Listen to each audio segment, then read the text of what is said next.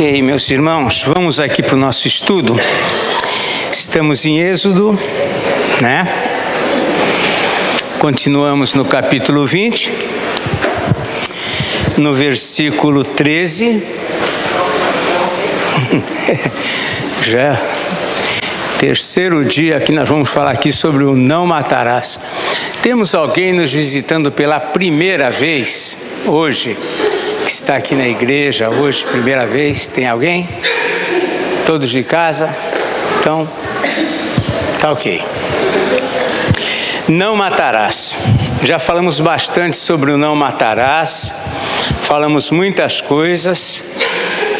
Geralmente estávamos mais focados no Antigo Testamento. E hoje nós vamos falar sobre o não matarás, jamais inserido no Novo Testamento. Tá? Então nós vamos dar continuidade falando sobre isso. Quando nós entramos no Novo Testamento, algumas situações com respeito à lei, sem dúvida elas sofrem algumas transformações. Nós falamos mudanças, é muito forte. A lei é a lei. O não matarás continua valendo. A questão que nós vamos entrar no Novo Testamento e traz assim motivos para a gente considerar é a questão da pena capital. Que no Antigo Testamento, o mandamento não matarás, nós vimos que a pena capital era aplicada. Não matarás é não assassinarás, isso sim, mas exercício da pena capital como castigo sobre o criminoso, isso era legal no sentido de ser lei. E no Novo Testamento, essa lei permanece? Essa é a nossa questão. Então vamos ler aqui alguns textos. Primeiramente Mateus capítulo 5, versículo 17. Mateus 5, 17. Como sabemos, aqui já estamos inseridos no Sermão do Monte. Mateus 5, 17, alguém chegando, pode ler para nós. Não penseis que vim revogar a lei ou os profetas. Não vim para revogar, vim para cumprir. Muito bem, então uma coisa que Jesus quer deixar claro aos seus ouvintes, aos seus discípulos, ele não veio para revogar. O que é revogar? O que significa revogar? Em termos legais. Modificar, extinguir, aquilo valia, não vale mais. É nesse sentido. Jesus está dizendo, olha, eu não vim para mudar o que está escrito. Eu não vim para dizer, olha, aquilo não vale mais. Ele veio para cumprir aquilo que devia ter sido cumprido pelo homem, mas o homem não conseguiu cumprir, e ele veio para cumprir toda a lei. E ele cumpriu, de fato, toda a lei. Por isso que ele era perfeito, ele agradou a Deus, ele era verdadeiro homem e era verdadeiro Deus. Por isso que ele se tornou o nosso representante. Porque ele cumpriu plenamente aquilo que o ser humano não conseguia cumprir. Mas ele não diz que veio para revogar a lei, ele deixa isso já claro aqui, tá? Com respeito à questão também dos mandamentos, vamos ler dois versos aqui, o verso 21 e o 22 do mesmo capítulo. Pode ler alguém? Ouviste que foi dito aos antigos, não matarás, e quem matar estará sujeito a julgamento. Eu, porém, vos digo que todo aquele que, sem motivo, se irar contra o seu irmão, estará sujeito a julgamento. E quem proferir um insulto a seu irmão estará sujeito a julgamento do tribunal. E quem lhe chamar tolo estará sujeito ao inferno de fogo. Veja bem, o que Jesus vai passar a dizer é que o Novo Testamento, ele torna a lei ainda mais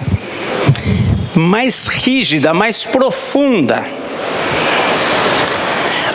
A pena capital, na verdade, era o quê? Era o castigo, era a pena de quem descumpria a lei. A lei a pena capital vai sendo alterada no Novo Testamento. Isso nós vamos perceber. Mas o mandamento se tornou mais profundo do que antes. Antes não tinha na lei se você chamar o seu irmão de tolo. Agora, se você se quer chamar o seu irmão de tolo, você já está sujeito, Jesus está dizendo. Ou seja, está tornando a lei ainda mais rígida, mais abrangente, é mais delicado, o cumprimento vai se tornando mais difícil. Vemos na questão do adultério, nós já estudamos sobre essa situação. Vemos na questão do adultério o que acontece. Lá adultério era a prática do adultério. Agora Jesus vem e diz: se alguém olhar para uma mulher, e vice-versa, imagino, lógico, com intenção impura, já adulterou. Tornou ainda a coisa mais difícil. Então, Jesus não está dizendo aqui que a lei deixou, a lei agora está mais fácil, não. A lei, o mandamento está mais rígido.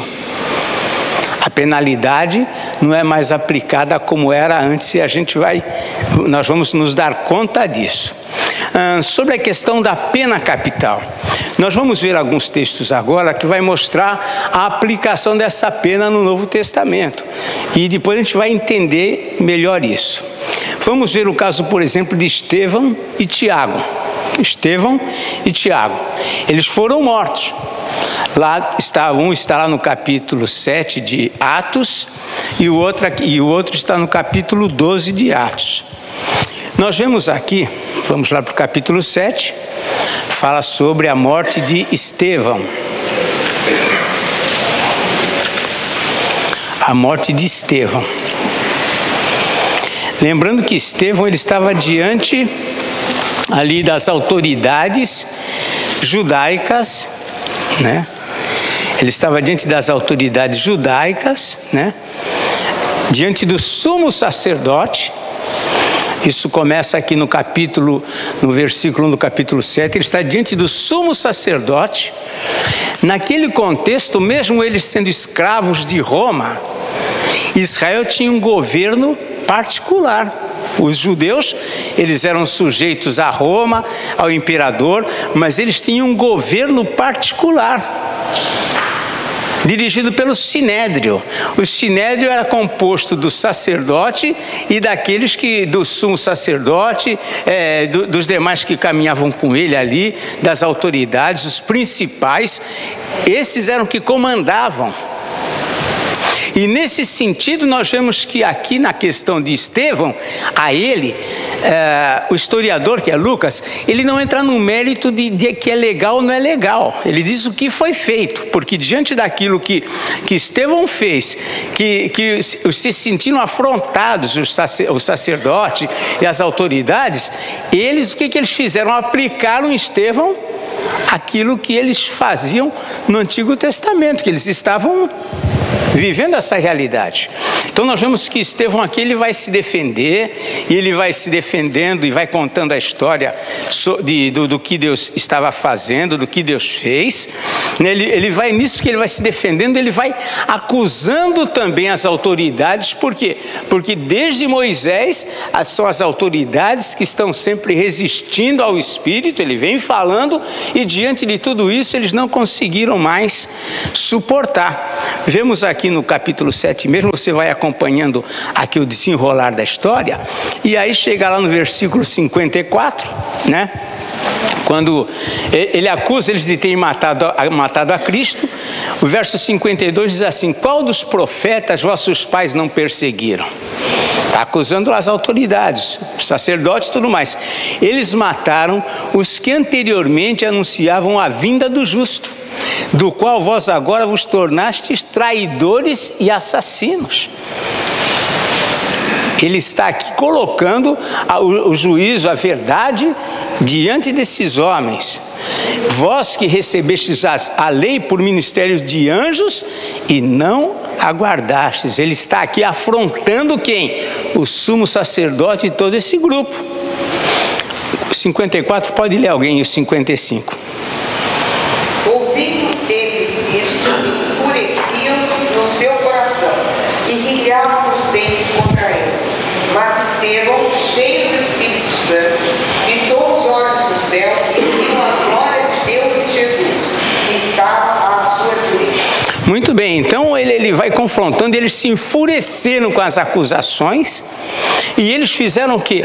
Aplicaram em Estevão a pena de blasfêmia, a pena que os sacerdotes, que as autoridades naquela época, eles se sentiam na autoridade de cumprir. Por que eles não mataram Jesus? Eles mesmos. Primeiro porque tudo caminhava dentro de um propósito de Deus, mas também porque era o dia da festa e eles não podiam matar nesse dia, e eles levaram para que o governador desse essa ordem.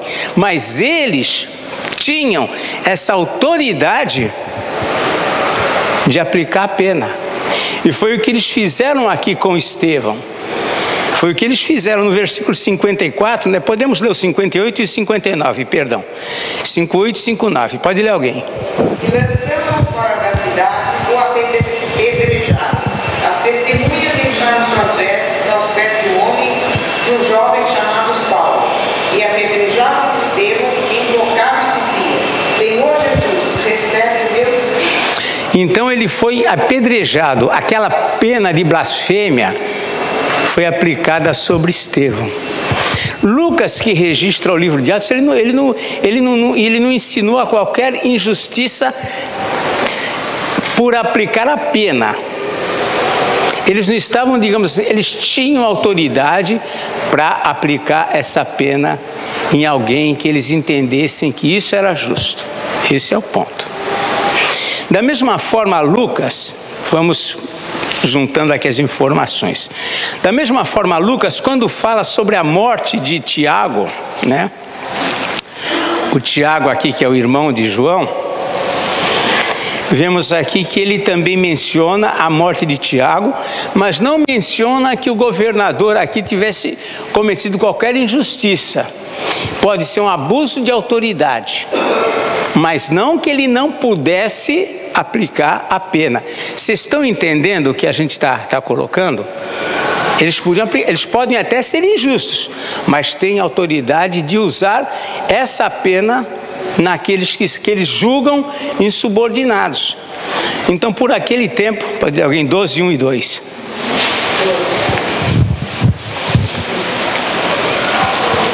Por aquele tempo, mandou o rei prender alguns da igreja para os maltratar, fazendo passar a fio de espada a Tiago, irmão de João. Ele tinha autoridade para mandar, nesse sentido, olha, é um insubordinado do governo. Eles tinham esse direito. Era um direito da pena capital sendo aplicada aqui no Novo Testamento. E Lucas, ele não menciona qualquer coisa com respeito a isto. Vemos também a aplicação da pena de morte, não é a pena capital, aí não é a aplicação de pena. Eles tinham autoridade para tirar a vida de alguém ou não. A questão de João Batista, questão mais absurda. João Batista estava no cárcere, preso, aí a filha da enteada, sobrinha dele, dança, ele acha bonito, já devia estar todo mundo já alterado, que era uma festa, era aniversário, e aí então ele se agrada, chama ele, diz que daria terminar do reino, ele corre lá, corre para a mãe, o que eu peço para ele? Aí a mãe lembra, a Herodias lembra que João Batista era uma pedra no sapato dela. O que ela fala? Fala para a filha, pede que ele dê a cabeça de João Batista. E por que ele fez isso tranquilo? Ele tinha autoridade para isso, para aplicação dessa pena em quem eles entendiam ser melhor. Então, ainda que em abusos, ainda que de uma forma injusta, mas a autoridade eles tinham para aplicar essa pena. O mundo vinha, né, dessa forma, os reis, as autoridades exerciam eles tinham essa autonomia para mandar matar ou não. Muito bem. Eles não se sentiam culpados. Podia até ficar, né? Talvez Herodes tenha ficado com a cabeça voltando a si, né? Pode até ter ficado, isso daí independe, ele pode ter ficado com a consciência pesada, puxa, matei João Batista, mas que isso era uma autoridade que eles tinham, é algo notório dentro dessa questão do Novo Testamento. A autoridade que eles tinham para a aplicação dessa pena de morte, de forma justa ou não, aí é outra situação. Então, outro ponto sobre a questão da pena capital no Novo Testamento, né? Romanos, capítulo 13. Vamos lá, Romanos capítulo 13, verso 1 a 4. A visão de Paulo, né? E aí é visão bíblica, sobre a questão da autoridade aqui para matar ou não, né? Para usar dessa autoridade ou não. Vamos lá. É Romanos 13, 1 a 4. Pode ler alguém.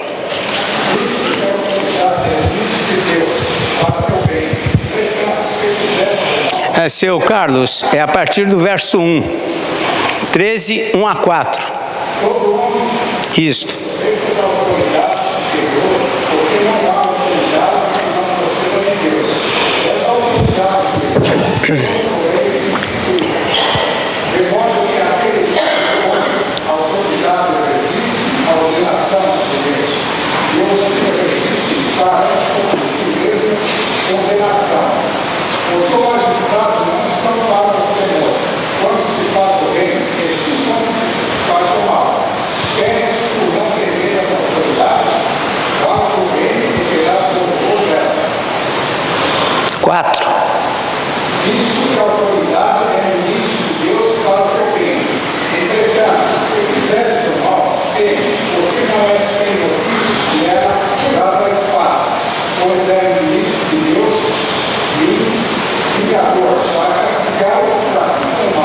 Então veja que Paulo trata com naturalidade a questão do uso da espada. Naquela época, hoje é o uso do revólver, do fuzil. Naquela época era espada. Os militares não andavam, era espada, a lança, era isso que usavam. E ele fala, não é só para enfeite que traz a espada lá. Então, as autoridades, eles tinham essa prerrogativa, né, de poder diante lógico, era para exercer com justiça, né? Esse era o propósito, usar a arma para exercer justiça. Mas depois que o homem é dotado de autoridade, aí a autoridade ele acaba agindo com injustiça, mas a autoridade para usar a espada ele tem. E Paulo entendia que essa autoridade era autoridade para que poderia usar a espada ou não. Então, a pena capital era algo que estava dentro do entendimento deles naquele contexto, tá? Estamos falando isso por quê?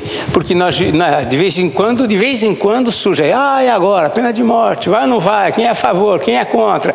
E o crente, todo crente é contra? Não, todo crente ou é a favor? Aí começa aquela discussão, que são questões chamadas questões éticas, que é muito difícil alguém chegar, olha, o certo é esse. É difícil você bater essa definição. O ideal é você ler a Bíblia, você entender aquilo que é a tua consciência. Você vai encontrar livros de teólogos que alguns vão pegar pontos para defender, para ser contra a pena de morte, outros vão defender a pena de morte, mas biblicamente nós temos informações de que no Novo Testamento a aplicação da pena de morte, dessa pena capital, né, a condenação à morte, era algo que as autoridades tinham com eles, e não dá para a gente fugir dessa realidade. Agora, mas a pena de morte aqui no nosso país vai trazer injustiça, o pobre vai ser condenado à morte e o rico não. Essa é uma outra situação. mas que no Novo Testamento nós encontramos textos que apoiam a pena de morte, nós encontramos. Tá? Tem países no mundo que tem a pena... Bom, isso nós sabemos. Tem nos Estados Unidos, os estados são independentes nas suas leis. Tem estados que têm pena de morte. Quando você vê lá, fulano e tal, tem um grupo aí que está no corredor da morte, está sendo julgamento, até que chega a hora, esse é o dia marcado. De vez em quando ouvimos lá, tem alguns brasileiros que estão presos na Tailândia para serem mortos por conta de tráfico de drogas. O país lá não permite, é morte. É uma coisa da lei deles, eles permitem isso. Isso daí faz parte da lei. Então, é algo que a gente, à luz da Bíblia, a gente pode avaliar e tomar posições. Quanto às mudanças dessa aplicação dentro da igreja, nós vemos que mesmo no Novo Testamento nós percebemos mudanças. Nós não vemos, por exemplo, a idolatria sendo aplicada a pena capital, a pena de morte. Lá no Antigo Testamento, o idólatra deveria ser morto. O adúltero deveria ser morto. E no Novo Testamento isso ainda está em vigor. Tanto é que os fariseus lá, que pegaram a mulher lá em flagrante adultério, eles é interessante, o homem ninguém sabe quem é, mas a mulher pegaram e levaram lá para quê? Para ser aplicada a ela a pena que a lei ditava. Mas nem sempre era assim. Quando nós vemos a carta de Paulo, por exemplo, carta aos Coríntios, a primeira carta, Paulo fala sobre uma imoralidade que estava acontecendo naquela igreja, uma em particular. Ele diz que o filho dormia com a própria esposa do pai. Provavelmente não era a mãe, mas a esposa do pai. Estava acontecendo isso dentro da igreja. E Paulo condena na primeira carta. Na segunda carta, ele já está tratando isso, mas ele viu que a igreja, digamos assim, essa pessoa se arrependeu, devia estar lá chorosa, devia estar demonstrando, evidenciando arrependimento. Na segunda carta, quando ele trata o assunto, ele fala, olha, se vocês perdoam a pessoa, eu também perdoo. No Antigo Testamento não ia ser tratado dessa forma. Então nós vemos que a igreja, ela foi tratando essas coisas de uma maneira diferente. O perdão, a questão do perdão, a questão da misericórdia, isso foi se estabelecendo de uma forma mais presente na igreja. Mas a pena de morte, no questão das autoridades, naquela época ainda estava em vigor. Certo? Deu alguma coisa a mais sobre a questão da pena capital? A morte de Jesus, só para encerrar, a morte de Jesus. Vamos lá, em João 19. A morte de Jesus. João 19, aqui Jesus está diante de Pôncio Pilatos. João 19, versículos 10 e 11.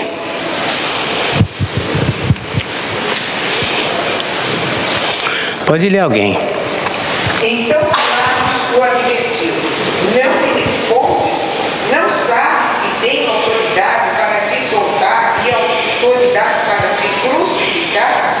Respondeu Jesus: nenhuma autoridade terias sobre mim se de cima não te fosse dada. Por isso, quem se entregou a ti, quem me entregou a ti, maior pecado. Jesus reconhece, Jesus não questionou a autoridade dele para mandar crucificar ou não. Pena capital. Então a pena de morte, nesse contexto, acontecia. Os apóstolos não falam alguma coisa sobre isso, é injusto, isso já não acontece mais, isso já está fora de realidade, eles não tratam dessa forma. Aplicação com injustiça, a gente vê que estava acontecendo, mas o direito de aplicação, isso estava vigente. Alguma questão, alguma Pergunta sobre isso. Agora, só não pergunta se é legal ou não é legal a pena de morte. Aí volta aqui, é questão ética, né? Você vai conversar com alguns que vão dizer, não, eu sou contra em qualquer hipótese, vai conversar com outros que é a favor, isso vai só dar conversa. Dá para entender que eu entendi. É assim, para quem cumpria a lei ali, o judeu que cumpria a lei, era legal a pena de morte, mesmo no Novo Testamento. Mas para o cristão no Novo Testamento, não, porque era o perdão. Jesus perdoa, o perdão. Na igreja já não havia pena de morte, mas ninguém questionava também situações desse tipo. Por exemplo, vamos nos lembrar de Ananias e Safira. Foi uma pena capital ali, não foi? Não foi, só que não foi aplicada pelos apóstolos, né? Próprio Deus mostrando para a igreja a importância do temor a Ele, né? Eles mentiram ao Espírito Santo, como disse Pedro, e ali caíram mortos. Primeiro Ananias e depois Safira. Então a igreja naquele contexto vivia dentro desse conceito de pena de morte como sendo algo viável. Tá? Mas nós vemos que, por exemplo, a própria história vai mostrando que isso foi sendo alterado pelos próprios judeus.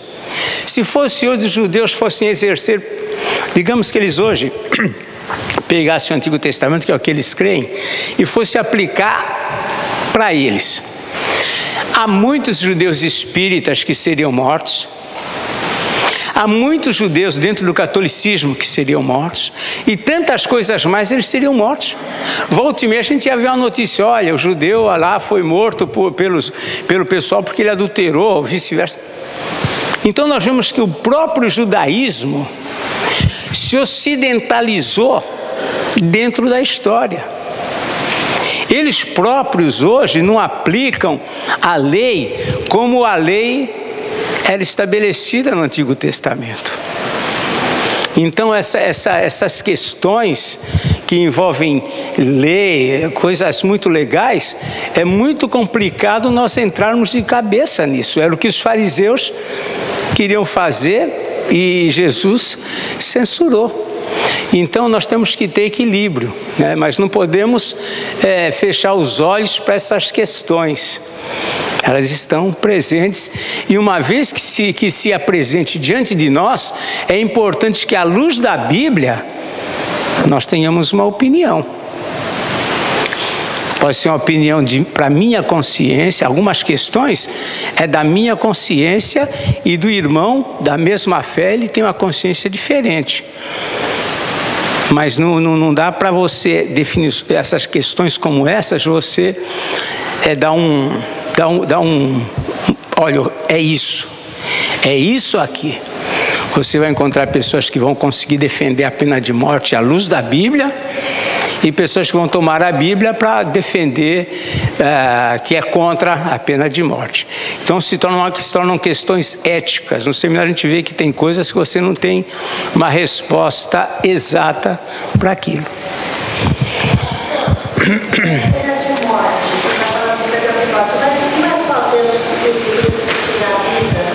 Sim. Sim.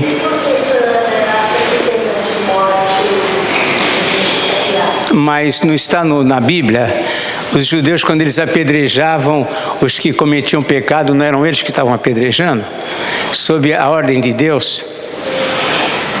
Então, a questão é que Deus deu autoridade. O que Jesus falou para Pilatos? O que Jesus falou? Olha só que Jesus falou para Pilatos, né?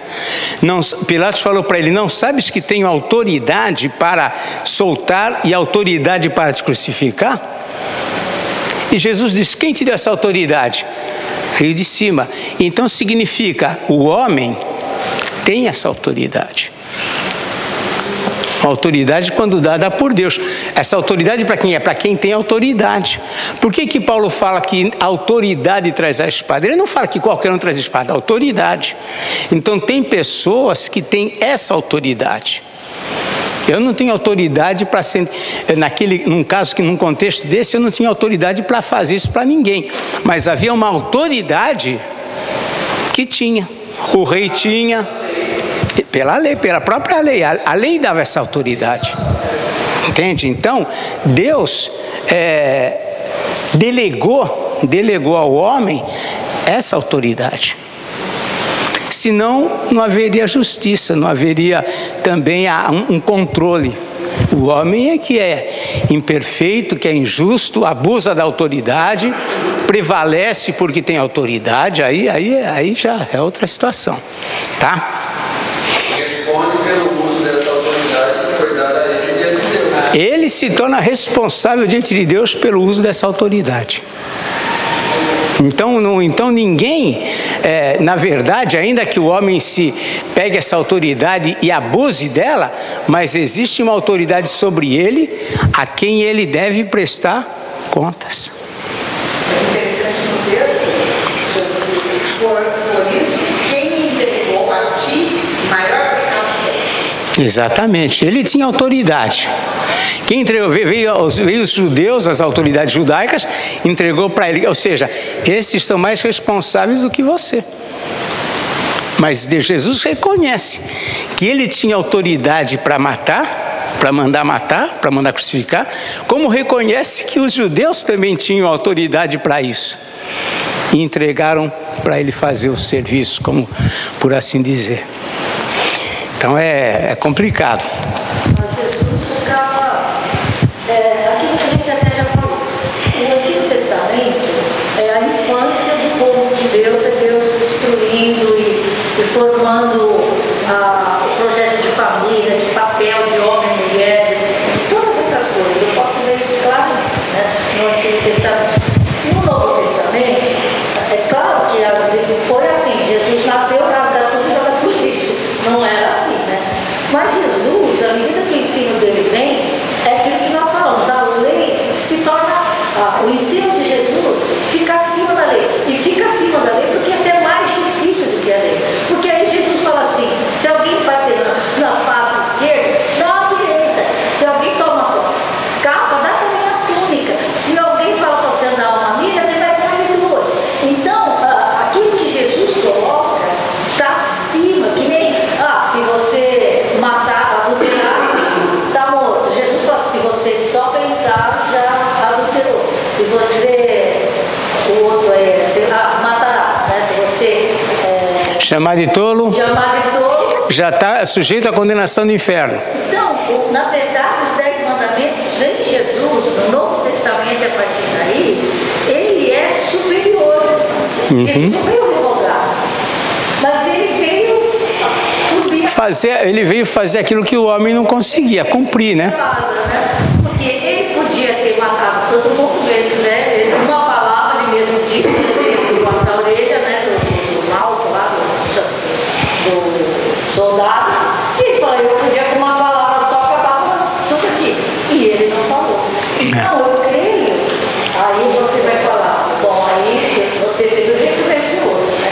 Que a misericórdia e a graça em Jesus superam muitas coisas que na lei não tinha saído. Não, sem dúvida, né? A graça e a misericórdia e a verdade se encontraram, né, ali em Cristo e aí vem essa perfeição, a excelência, né? Mas nesse contexto ainda estava em vigência, né? Ainda estava em vigência e nada diz, olha, isso não existe mais, mas é apenas para a gente considerar, para a gente, né, ter opinião, para a gente avaliar, para a gente ver que tanto uma posição como a outra biblicamente é viável e é difícil a gente estabelecer exatamente numa sentença ele diz, olha, não, agora é assim. Então é difícil. Fala, Paulo. Esse episódio de Jesus lá, eu vejo como ele se sujeitou à lei vigente da época. Porque em outras ocasiões tentaram matar Jesus. Os judeus tentaram apedrejar Jesus, jogar ele lá do abismo quando cercaram ele. Então, em nenhuma daquelas ocasiões ele se permitiu, porque os planos de Deus era que ele morresse cumprindo. É isso mesmo, ele se sujeitou a essa lei, né? A essa lei. Sim. Mas essa lei, por exemplo, a pessoa que convém, o juiz que convém para a morte, ele tem autoridade para fazer isso. Então, ele não está fazendo nada errado. Sim, numa situação legal. Primeiro, quando ele chegou a juiz, dentro de um país que essa pena é uma pena possível, ele chegou a juiz que nem esses estados americanos que tem a pena de morte. Alguém que entra para o magistrado, que estuda para fazer direito e tudo mais, ele sabe que isso é possível. Então, ele está cumprindo a lei. Ele não... Como? O que executa está cumprindo a lei. Ora, eles estão cumprindo a lei do país. Se uma pessoa dessas, ele na consciência dele, isso fere a consciência dele, é bom que ele nem entrasse nessa profissão. É que nem alguém que quer entrar para a polícia militar, mas não quer usar arma. Como vai ser? A não sei que ele entre para trabalhar como médico, né? Tem policiais médicos, como tem no Exército, então é uma outra área, né? Mas dentro do Exército, de uma forma geral, a pessoa tem que estar preparada para isso. Qual é a igreja que não faz Testemunha de Jeová, eles não vão não servem o exército. Mas a razão não é questão de matar ou não. A razão deles é porque eles creem, eles não creem que a pátria deles é o céu, então não tem por que servir pátria nenhuma aqui. Então, pastor, o mandamento de uma pessoa não mata nada. Se eu chegar aqui e matar o Senhor, eu vou contra Mas lógico que está. Agora, se você vai se defender de ser morta, aí não é uma ação. tá entendendo? A questão é... Aliás, defender já é um reservado. Você já está... Se você está descumprindo ou não matarás. Exatamente. Se você deixar matar, na verdade, quem está descumprindo o mandamento é você. É você. Se deixar matar é suicídio. Que a gente vai falar agora. Mas na verdade, pastor, só eu gosto, né? Essa questão realmente é discutível e tal. Mas a continuidade, né, da pena capital é complicado de discutir, porque Jesus mesmo diz aqui, ó, o vício que foi dito, não adulterarás. Eu, porém, vos digo, qualquer que olhar para uma mulher com a intenção de pôr no coração, já adulterou. Ele parou aqui, ele foi revogado, né? Ele está dizendo, está completando o que foi dito, né? Exatamente. Não veio facilitar. Mas ele não mandou matar. Ele não mandou matar. Você pensou, vou te matar. Não sobrava ninguém. Olha, tem certos mandamentos que a gente precisava sentar para discutir isso, né? Eu acho que ele queria dizer com esse mandamento, dizer, olha, sabe de uma coisa? Ninguém cumpre o mandamento. Ninguém cumpre a lei. Né? Fale, Nilda. Deve falar, fala. Mas entendo que Jesus ele testificou isso, que a lei era necessária para o povo. E ele levou também de patamar a um estágio em que realmente o ser humano é muito difícil de cumprir. Mas ele condiciona isso ao final da vida. E quando ele fala que é necessário nascer de novo, ele está falando que o camarada não pode fazer segundo o que quer, sem nenhum tipo de castigo ou punição. Né? Se você sabe que está errado, ele tem que ter o castigo adequado. E aí, nesse ponto, havia legitimidade da pena capital. Mas no arrependimento, o ser humano ele cumpre a graça e a piedade de Deus. Tanto que o ladrão não podia ser um assassino. Uma vez arrependido, consciente disso, e se colocando diante de Deus, muda o cenário dele. Então o problema é o ser humano longe de Deus, que ele precisa de regra, porque sem esses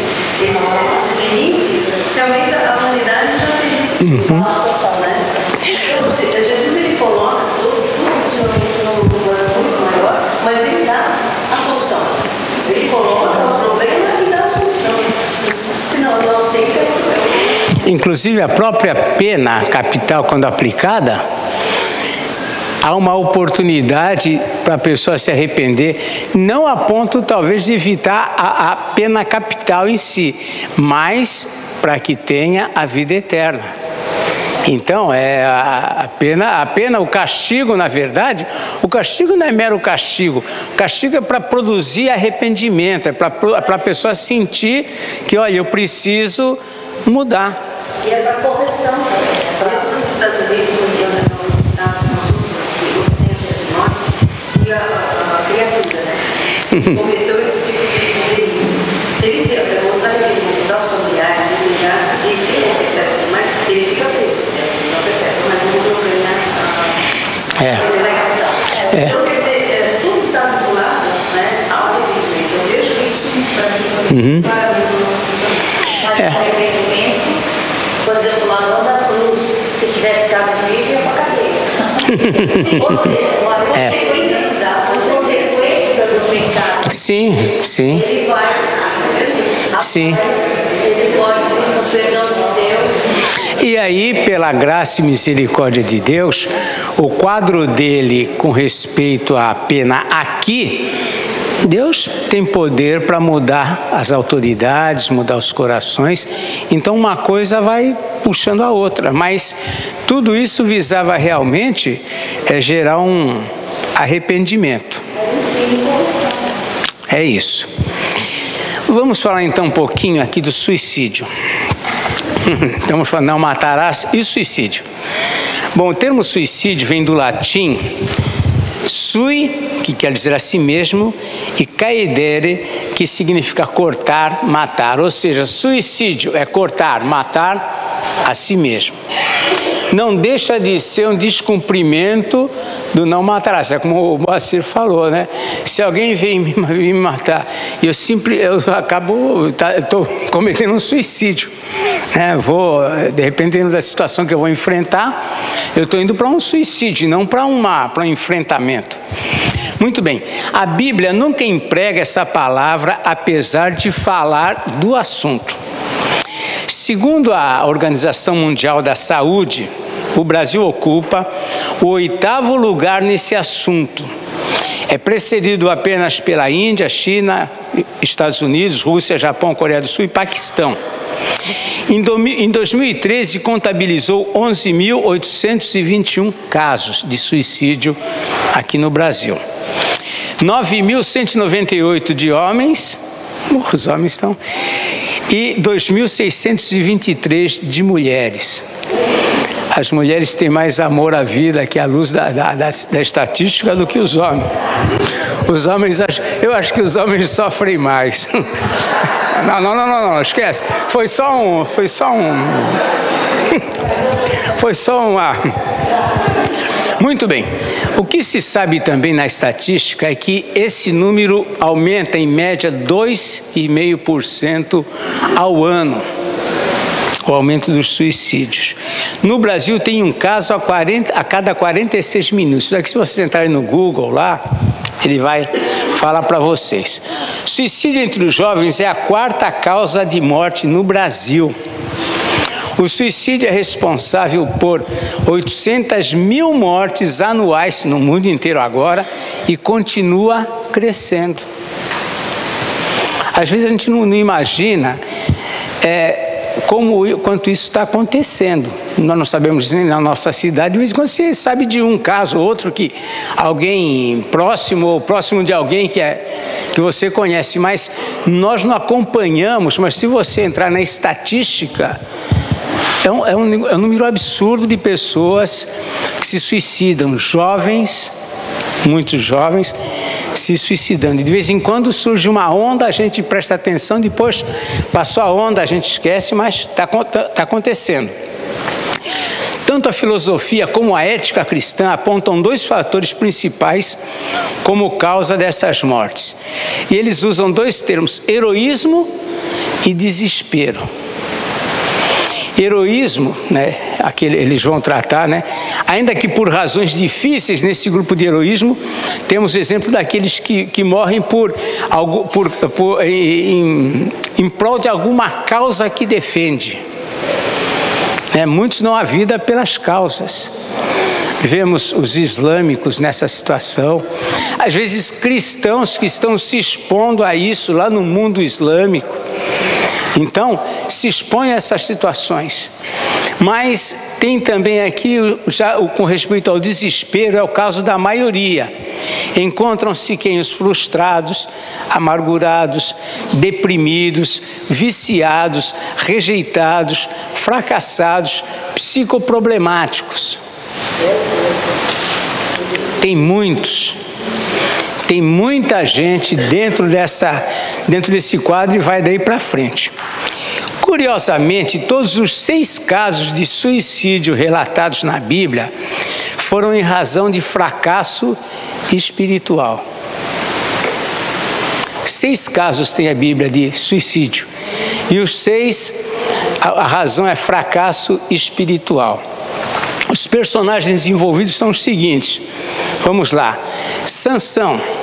Todo mundo lembra da história de Sansão, é conhecida, né? Lá ele estava já no fim da vida, embora Sansão viveu auges e viveu derrotas, né? A vida dele era altos e baixos.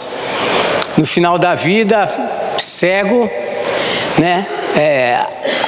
Amarrado lá, preso, acorrentado pelos filisteus, por conta do própria maldade dele, pecado dele, chegou nessa situação.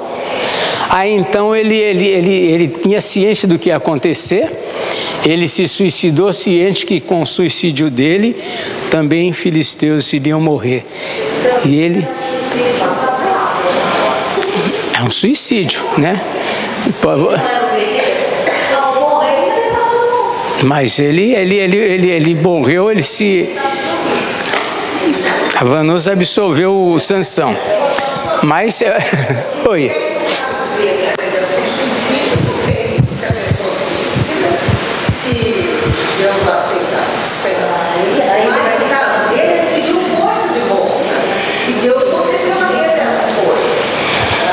Mas nós não estamos julgando aqui se ele foi condenado ou não.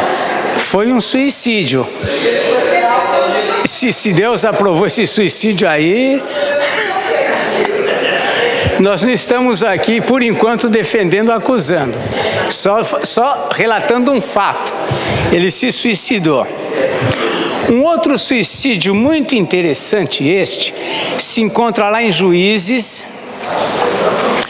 Juízes 16:30. Eu estou achando que não é Juízes, não. Isso daqui não é Juízes. Não, desculpa, o de Sansão é Juízes 16:30. Acabou, esquece. Eu estou aqui, lendo aqui, estou vendo um que está no final e é o começo. 2 Samuel 17:23. Fala sobre Aitofel. Alguém lembra quem que é Aitofel?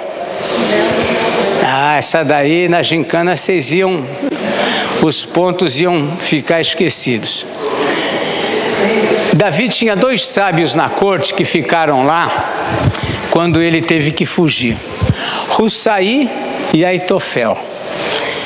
Aparentemente os 2 eram amigos de Davi. Só que Aitofel se juntou a Absalão. E o que acontece? Davi falou para Hussaí: olha, Hussaí, quando eu tiver fugido, estou longe, vê aqui como as coisas caminham, vê isso aí e tal.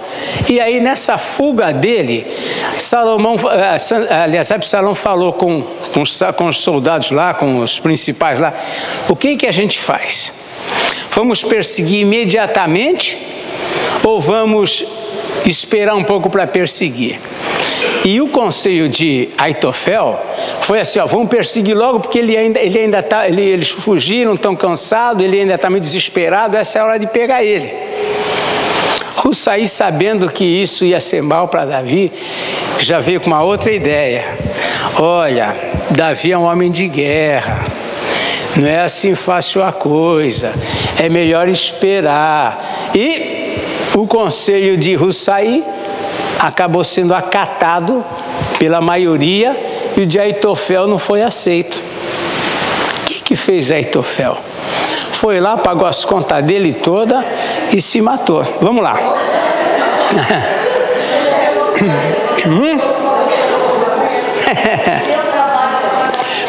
Pelo menos ele era honesto. Vamos ver aqui, vai, segundo Samuel 17, 23. Acho que é isso, vamos lá. Vendo, pois, Aitofel que não fora seguido o seu conselho, albardou o jumento, dispôs-se e foi para casa e para a sua cidade, pois em ordem dos seus negócios e se enforcou. Morreu e foi sepultado na sepultura do seu pai. Se suicidou, né? Desespero, frustração, né? Frustração, desespero, sei lá. Por que ele fez isso? Fez. O caso, por exemplo, também de Saul. Saul também se suicidou, né? Diante da derrota, ele já tinha desobedecido a Deus em tantas coisas, e por conta até ele consultou um médium. Os médiuns que ele expulsou de Israel foi a busca de um médium para se consultar, porque o Senhor não respondia para ele, foi atrás de um médium, pensando com isso consultar Samuel, era a ideia dele. Enfim, no fim, no desespero da batalha, ele vendo que tinha perdido, ele se suicidou. Então, também Saul, isso está lá em 2 Samuel 31, versículo 5. 2 Samuel 31, 5. É isso? Não tem aí? Nós vamos... Então nós vamos ter... só para ver se vocês estão espertos aí. Vamos ver se está aqui em 1 Samuel. Olha aí, tá vendo? É só para ver se vocês estavam ligados aí no assunto. Não é nada disso, eu que errei, gente. Vamos lá. 31, 5. Pode ler alguém. Saul já era avô, também ele se lançou sobre a sua espada e morreu com ele. Certo. E aqui no versículo 4 foi o de Saul.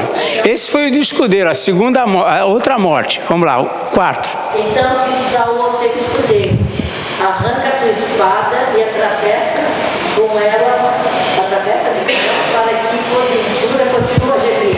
Não,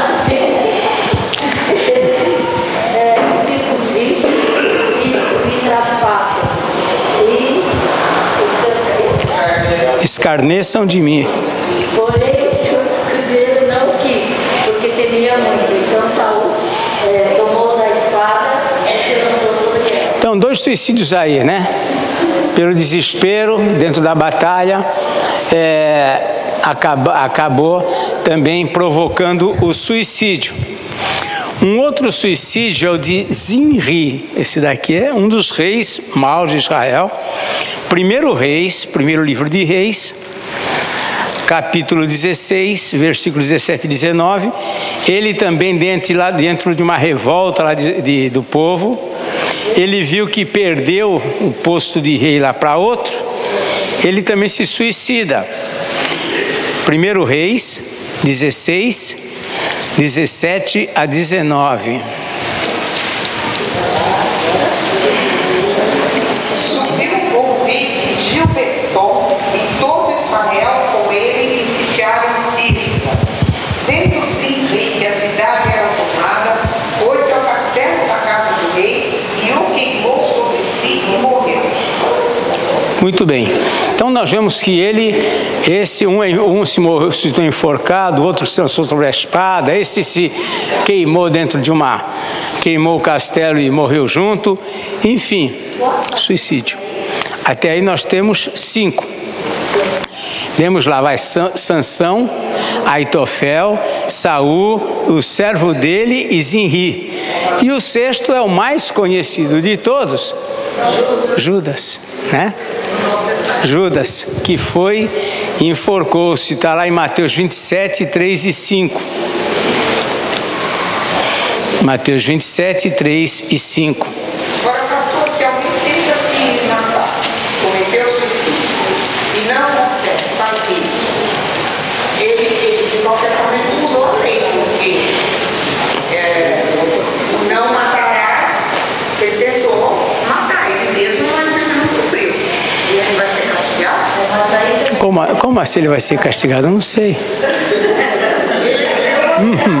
Ah, sim, diante de Deus, é Deus que julga. Quantos? Os homens também. O senhor não falou que existe a raça. Então, raça é o não matarás. Então, o cara tenta se matar e não consegue. Deveria o povo cumprir a lei, né? Bom, agora você vai morrer. Não complica mais do que já é, Rosalina.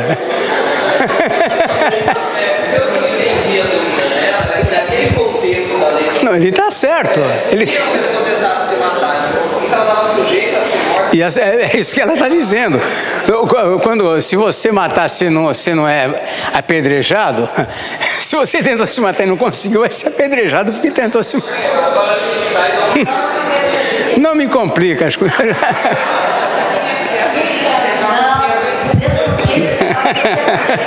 Tem coisas, situações que só Deus pode julgar. É complicado. Então, né? Então o que a gente... Nossa, já são 9h10. Tem que ver em que situação que a pessoa estava. Mas... Só tentou, né? Naquele só tentou, no Novo Testamento já valeu. Muito bem, gente, então nós vemos que o que acontece, nós não vamos conseguir terminar porque ainda tem um pontinho aqui, mas os teólogos, todos os estudiosos condenam o suicídio. O suicídio é condenado. Entretanto, é diferente a situação do suicida. O suicídio não é aprovado, não tem como aprovar nenhuma atitude de alguém tirar a própria vida. Não tem como aceitar. Mas a questão do suicida, aí é que nós vamos tratar um pouco na semana que vem, né? Porque é muito complicado. A gente vai ver algumas situações que quando são situações que você às vezes tem tanta certeza de uma posição, mas quando você se depara com um caso que envolve isso numa outra situação, você fala, e agora? Tem coisas que a Bíblia coloca a gente numa posição que não tem como você definir. Às vezes não tem uma resposta exata para todas as situações, você às vezes não consegue isso. E o suicídio a gente encara dessa forma. As implicações desse suicídio são interpretadas de diversas formas, né? Por exemplo, Crisóstomo, estou falando aqui dos pais da igreja, gente que viveu lá no 2º século, Crisóstomo, Eusébio, Ambrósio, Jerônimo. Se você ler livros de história da igreja, esse pessoal aparece lá. São chamados pais da igreja. Eles apoiaram as mulheres cristãs. Veja só a posição deles. Não estou dizendo que eles estão certos ou errados. Eles apoiaram as mulheres cristãs que cometeram suicídio para escaparem dos abusos dos perseguidores que queriam colocá-las em bordéis. Eles apoiaram.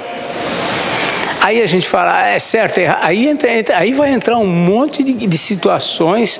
Os bárbaros venciam os povos, vinham os abusos, vinham os estupros, e às vezes as mulheres cristãs, para não se sujeitar a isso, cometiam o suicídio. Esses pais da igreja eram cristãos e eram os líderes da igreja naquela época, eles apoiaram. É certo, é errado? Não vamos agora tentar argumentar isso aqui. Mas só para vocês verem como tem situações que é muito difícil você lidar. Semana que vem a gente continua, tá bom?